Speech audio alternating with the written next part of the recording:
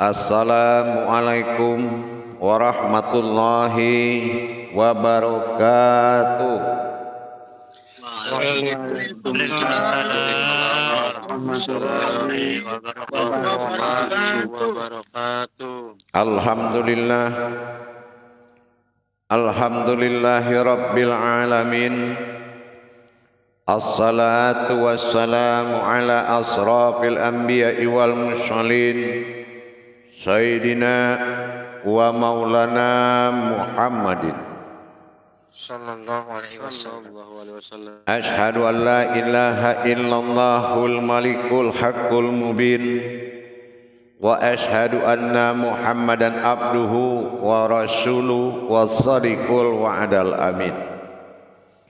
Allahumma sholli wa sallim wa barik wa karim ahzan wal nabil karim idinil lazi min jalalika wa innal lazi min jamalika wa innahu min kitabika wa tahirin wal mujahidina amma ba'du ibadullah wa ittaqullah.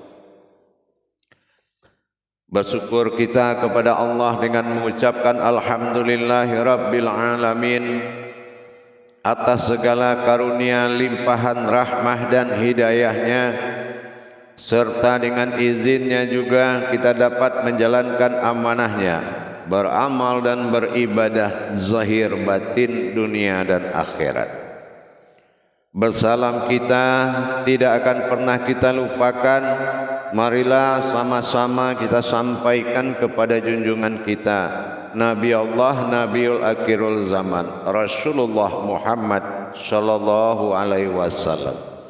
Atasnya kalimahnya kita kalamkan dengan membacakan Allahumma sholli ala Sayyidina Muhammad wa ala alihi Sayyidina Muhammad. Jamaah grup 1 yang dirahmati Allah rahimakumullah. Di dalam menegakkan kodrat ketuhanan, tempat hayat kita bertaubat dan menyembah, tentulah kita harus mempersiapkan kemampuan mata batin kita. Kemampuan mata batin kita dalam syarih yang dilakukan oleh Allah, yaitu yang dibolehkan. Menatap sesuatu kodrat yang melebihi dari satu dalam wujud yang sama, itu harus dilihat dari kemutlakan keyakinan seseorang yang bersifat mutlak. Keyakinan mutlak ini tidak adalah prasangka perbedaan dari kodrat yang ditampilkan menuju satunya Allah. Kalau Allah katakan satu, maka Allah kita lihat dari namanya, dia sudah memperlihatkan suatu makom yang harus kita imani. Aku bernama Allah kalaulah engkau hayat sebagai maujud daripada aku sendiri. Ini terlihat dari kesiapan iman tauhid kita menuju perasaan naluri ketuhanan kepada Allah. Laksana kita melihat 3 orang anak, yang mana 3 orang anak itu adalah anaknya bapaknya kita sendiri.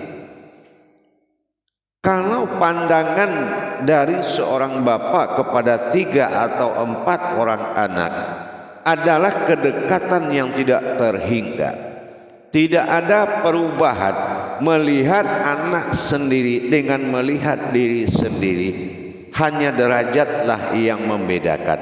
Apa yang membedakan? Yang melihat dengan yang dilihat atau terlihat. Begitu juga kita mengimani kodrat Allah pada diri kita. Kodrat Allah pada diri kita, Allah berikan kesempatan 3 jalan untuk mencintainya dan menguji iman kita dikala kita berprasangka kepada yang 3 kodrat. maka Allah menganggap dia berprasangka kepada dirinya sendiri. Itu. Jadi kalau kita sempat pada makom keumatan, kita akan berkodrat kepada kodrat umat, yaitu kodrat kehidupan Allah, nur Adam pada jasad. Ini kodrat keumatan. Kalau kita lihat dan merenung ingin mengadu kepadanya, maka kita akan melihat posisi keumatan. Melihat zahir ini adalah Adam yang memiliki hayat kepada Allah, yaitu hubungan batin kodrat Adam jasad kepada Allah, jasad awal batin mula jadi. Inilah batin mula jadi yang menjadi jasad. Mengebatinlah jasad kepada Allah, berarti kita masuk dari jalan umat. Begitu juga kalau kita masuk di jalan iman, yaitu dengan perantara sebuah kalam kepadanya, maka kodrat ini dinamakan Muhammad. Apa kodrat yang membawa kalam? Ya Allah, subhanallah. Dia melihat suatu wujud, subhanallah. Dia lihat lagi seperti Adam melihat tubuh, tapi dia tidak melihat keadamannya, tapi dia melihat dia adalah seorang utusan Allah bernama Muhammad.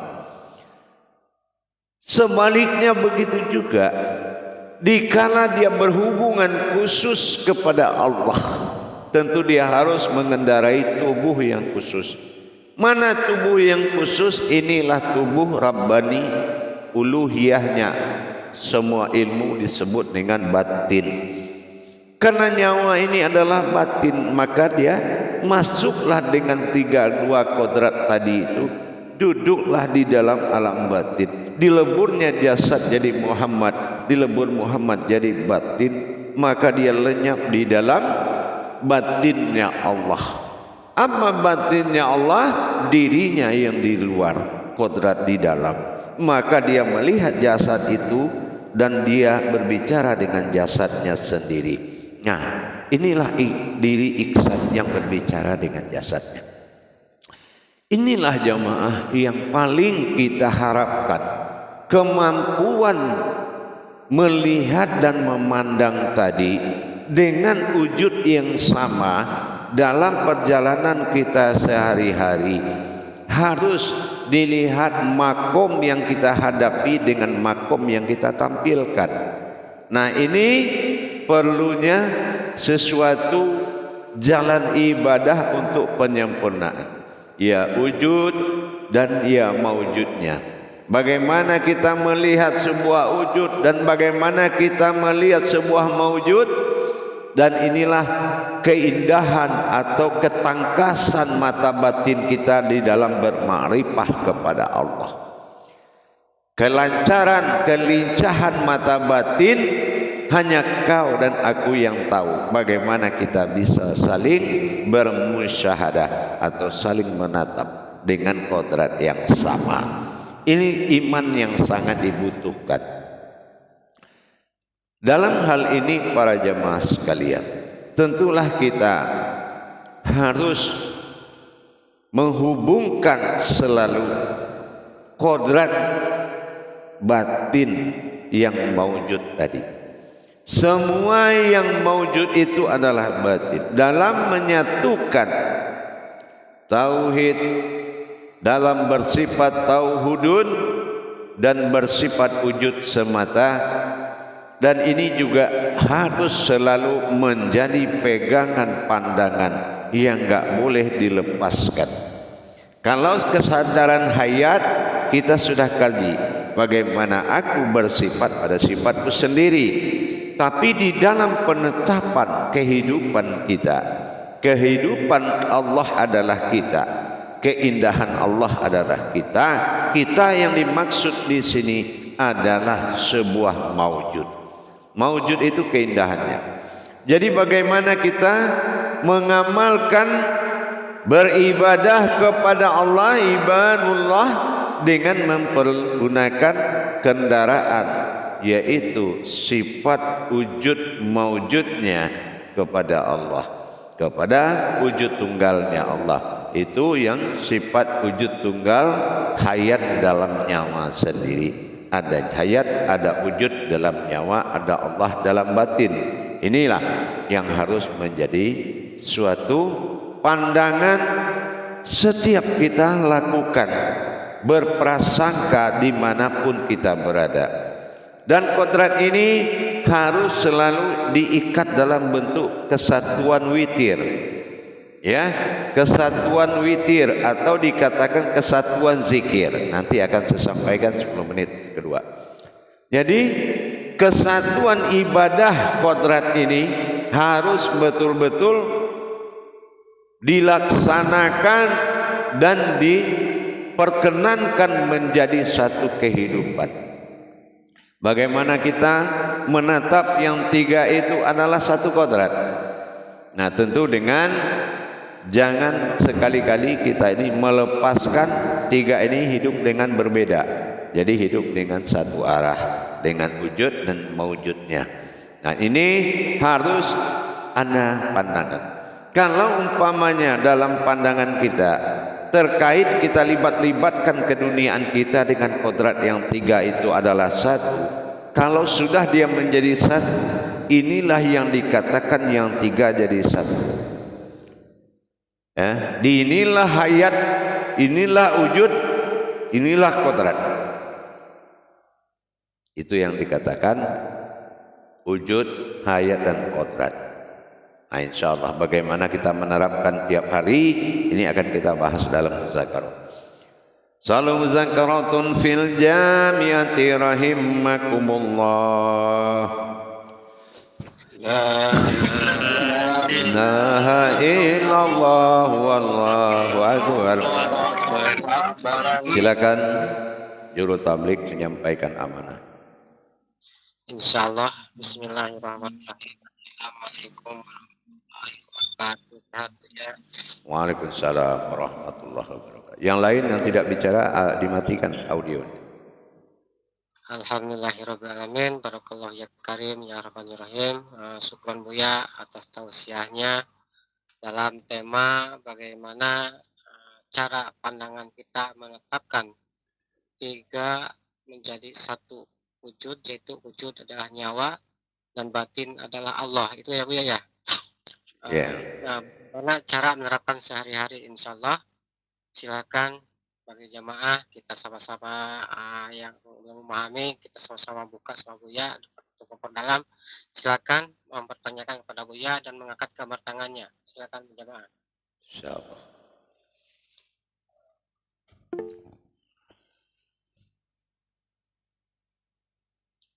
Itu ada Pak Apip ya. Ada Pak Apip mengangkat tangan. Silakan Pak Apip. Waktu dan tempat dipersilakan. Insyaallah. Terima kasih Pak Tabligh. Assalamualaikum warahmatullahi wabarakatuh Buya. Waalaikumsalam warahmatullahi wabarakatuh. Jadi memaknai bahwa Nurullah Nur Muhammad gitu kan, asal mula jadi itu dari Adam gitu kan Buya. Jadi Adam membunyikan Muhammad, membunyikan batin Muhammad, Muhammad membunyikan batin Allah, gitu kan Buya. Nah, untuk penjabarannya begini Buya. Adam kalau bersifat alam itu di situ ada air, tanah, itu yang disebut al-hakim. Bersifat diri ada kulit, daging, urat, tulang. Begitu Bu ya. Terus bersifat kenabian gitu kan. Bukan, itu salah itu. Salah. Kalau yang bersifat wujud Allah tidak dikaitkan dengan kodrat hewan dan alam. Kulit, daging, urat, tulang hewan juga punya. Air, api, angin, tanah kodrat dari alam. Jadi kalau dikatakan sifat wujud dan maujudnya Allah, beda enggak bayang-bayang kita dengan diri kita sendiri? Ya, bedanya diri kita yang diberi yang terlihat panas dengan berbayang-bayang itu adalah wujud. Bayang-bayang itu tidak ada kelihatan wajahnya semuanya, tapi dia adalah wujud, ada.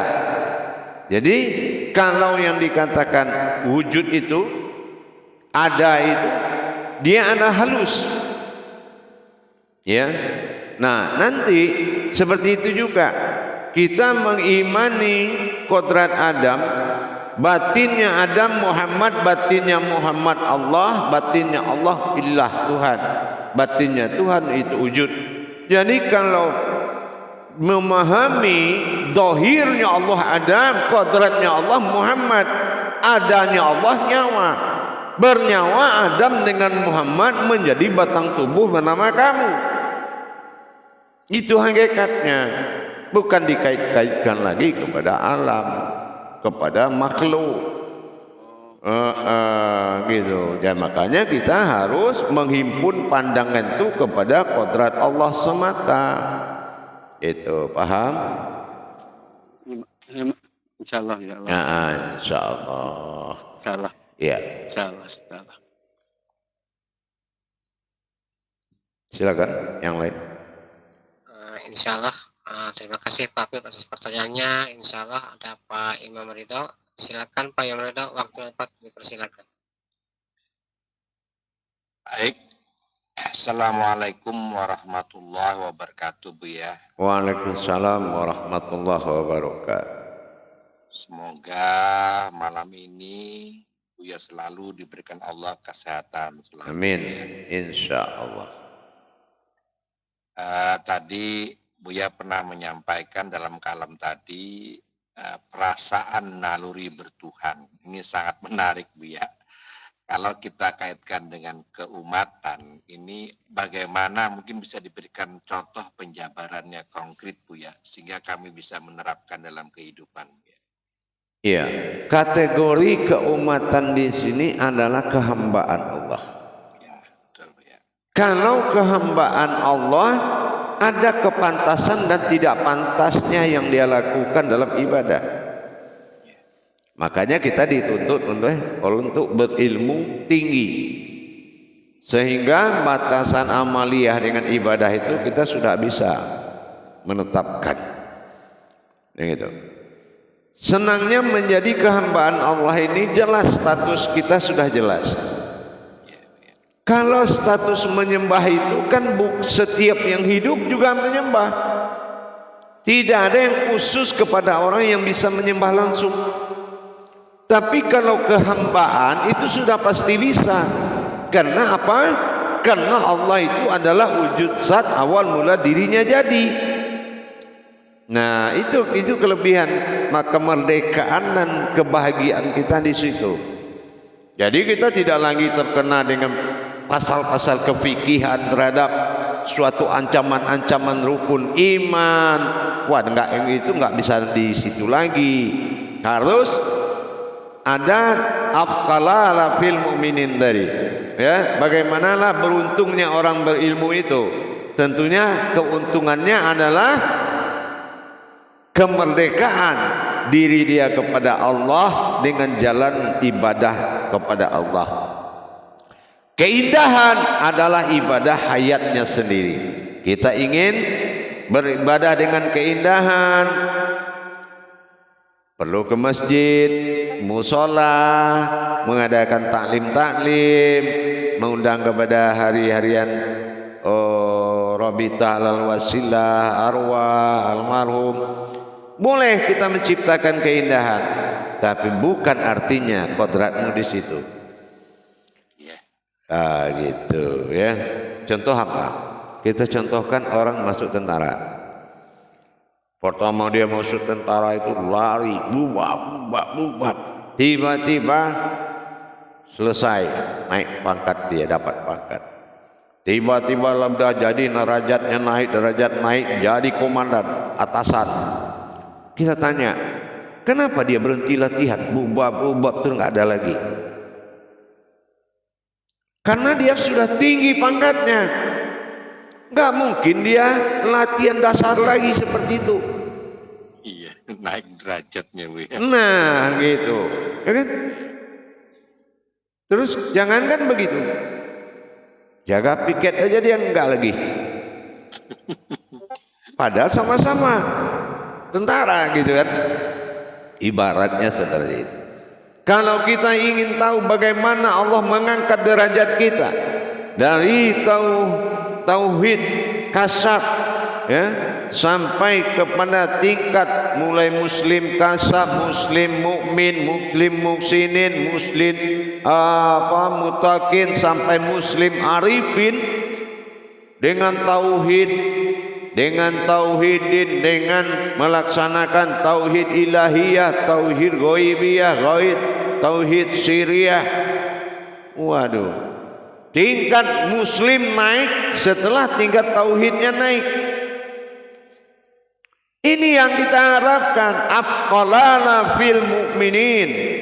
Nah gitu ya, ini yang kita harapkan. Beruntunglah orang-orang berilmu dan mendapatkan petunjuk. Ulaika ala hudamir rabbihim. Beruntunglah orang-orang dapat petunjuk bihim setelah dia mendapatkan diri yang batin Allah. Bagaimana dia menjadi batinnya Allah? Bihim atau bi alaihim. Al-Baqarah ayat 5. Maka dia akan diberikan petunjuk. Tapi kalau yang dia lihat ini adalah tubuh yang perlu nafkah, maka dia belum mendapatkan petunjuk. Karena dia begitu dapat nasi, dia tidur, dia lapar, dia tidur. Ya, dia makan, dia tidur. Bagaimana ngasih petunjuk orang tidur kekenyangan? Nah, kalau dirinya sudah kodratnya bihim atau bi alaihim, sudah pasti Allah berikan petunjuk. Gitu, paham? Ya. Satu lagi boleh Buya? Insya Allah. Supaya ini jelas. Jadi Buya tadi menyampaikan keindahan dalam kita berkeumatan. Buya pernah menyampaikan tadi juga, di saat kita ada kebahagiaan atau keindahan itu, kita tidak terlena atau tenggelam dalam kondisi keadaan kebahagiaan itu. Ini yang Buya sampaikan, ngebatin itu kita melirik ke batin lagi Buya ya. Artinya untuk masuk dalam ketuhanannya Buya. Nah, seperti itu Buya. Begini, Ya. kita ngebatin dengan batin beda. Oh beda Buya ya. Kalau ngebatin itu kontak batin. Ya. Kalau kita mengikuti keindahan, itu terjadi kontak batin. Oh. Nah, gitu. Komunikasi sudah situ Bu ya. Iya, dari situ. Jadi itu kontak batin namanya. Itu makanya Allah, wow yang tenggelam di dalam tulisan Allah, dibaca ada, dilihat enggak ada. Allah, wow di situ. Wow itu hu-nya dia. Dia itu batin. Jadi kalau kita enggak kontak batin Allah, berarti kita bisa menyembah tulisan. Jadi begitu. Jadi dengan kita ngebatin, Masya Allah, aku saksikan banyaknya orang di masjid ini ya Allah, agar engkau tersenyum melihat mereka. Yang gitu, agar engkau terima ibadah mereka dengan kehadiranku dan melihat semuanya atas nama engkau ya Allah. Itu indah sekali. Itu. Iya kan, macam mau lihat imam belum jelas berdiri sudah ruku lagi, belum jelas ruku selesai lah langsung sujud. Wah, kita geli banget itu. Ya Allah ampuni lagi, itulah dia tuh ya Allah gitu kan. Nanti saya usahakan bagaimana dia bisa saya dekati kan gitu. Indah sekali gitu. Tapi kalau kita memiliki watak jahat, kita akan menghina mereka. Itu tidak boleh. Karena syariat awal, ma'rifat akhir. Allah bersifat awal, Allah bersifat akhir. Jadi ma'rifatul masuk kepada syariat. Maknanya dikatakan syariat Allah. Jadi tidak dilarang seorang yang berilmu tinggi itu melaksanakan syariat, itu wajib. Karena syariat itu memiliki tingkatan pandangan yang berbeda. Gitu ya. Banyak sekali terjadi di kehidupan itu Bu. Jadi kalau kita tidak bisa masuk di situ, waduh. Iya. Jadi itu ada keindahan. Kalau kita menikmati, Allah yakin mempertemukan kita dengan orang yang salah. Karena kita tidak akan pernah akan jahat kepada mereka. Tapi kalau kita sempit, hati kita sempit, nah Allah tidak mempertemukan kita dengan orang lain. Kenapa? Orang lain itu sebodoh-bodohnya dia umat Allah. Betul Buya. Gitu. Paham? Insyaallah, alhamdulillah pencerahannya Buya yang ditunggu-tunggu ini. Iya. Baik Buya, terima kasih sekali lagi saya sampaikan. Assalamualaikum warahmatullahi wabarakatuh. Waalaikumsalam warahmatullahi wabarakatuh. Alhamdulillah, terima kasih Pak Imam Ridho atas pertanyaannya dan syukur Buya atas pemaparannya. Insya Allah ada Pak Bambang angkat tangan, silakan Pak Bambang, waktu tempat dipersilakan. Terima kasih Pak Imam Tablik. Assalamualaikum warahmatullahi wabarakatuh Buya. Waalaikumsalam warahmatullahi wabarakatuh. Semoga Buya sehat selalu Buya ya. Insya Allah. Buya mohon penjelasan kembali Buya tentang itu Raden Allah diri yang dari dalam sama di luar tadi Buya. Iya. Kalau ditenggelamkan zahirnya Allah kepada zatnya, yaitu rohani, rohani tenggelam ke dalam batin, maka kodrat yang ada tinggal itu lagi, yaitu batin yang tenggelam akan menyaksikan wujud awal yang berdiri tadi. Nah ini makanya dikatakan batin yang tenggelam itu menjadi diri ihsan. Diri ihsan inilah yang menatap keberadaan sebuah diri insan. Nah disinilah dia melihat kodrat zahirnya. Jadi yang rahasia itu bukan Allah yang dirahasiakan itu kita. Ya, kita yang dirahasiakan oleh Allah. Kalau Allah itu bukan rahasia, Allah itu nyata. Nyatanya apa? Wal zahiru wal batin. Nyatanya Allah itu pada zahir yang berkodrat batin. Pada zahir yang berkodrat batin. Nah ini zahir yang berkodrat batin. Contohnya apa? Nah kulit itu apa, batinnya berasal dari apa? Nah itu makanya zahir yang berkodrat batin, zahiru wal batinu. Gitu. Makanya si diri yang lenyap tadi, maka dia menjadi diri rahasia yang menatap bentuk awalnya lagi, itu zahirnya Allah. Gitu. Itu yang ta'alaihim yang pernah kita pelajari. Intinya di dalam menikmati kehidupan Allah, tentunya dengan tiga tadi adalah kodrat yang menyatu menjadi satu kehidupan, itulah kita. Dan inilah kehidupan Allah. Kitalah kehidupan Allah yang disebutkan hambanya. Nah kalau sudah ada kehidupan Allah dan hambanya, kitalah yang menanggung semuanya. Mau masjidnya ada di diri kita, mau batinnya ada, mau wahyu ilham semuanya ada pada diri kita sendiri. Tergantung kita bisa memahami apa tidak. Yang penting di dalam 24 jam prasangka kepada maujudnya ini harus adalah wujudnya Allah semata. Dan itu ada pengkhadiman atau munajatnya. Mungkin 10 menit kedua akan kita sampaikan munajatnya, insyaallah. Paham? Ya, terima kasih Buya. Assalamualaikum ya. Terima kasih. Baik. Assalamualaikum warahmatullahi wabarakatuh Buya. Waalaikumsalam warahmatullahi wabarakatuh. Terima kasih Pak Bambang atas pertanyaannya. Insya Allah dilanjut ke Pak Lalu Muhyiddin. Silakan Pak Lalu, waktu tepat dipersilakan. Insyaallah. Terima kasih Pak Juru Tablik. Assalamualaikum warahmatullahi wabarakatuh Buya. Waalaikumsalam warahmatullahi wabarakatuh.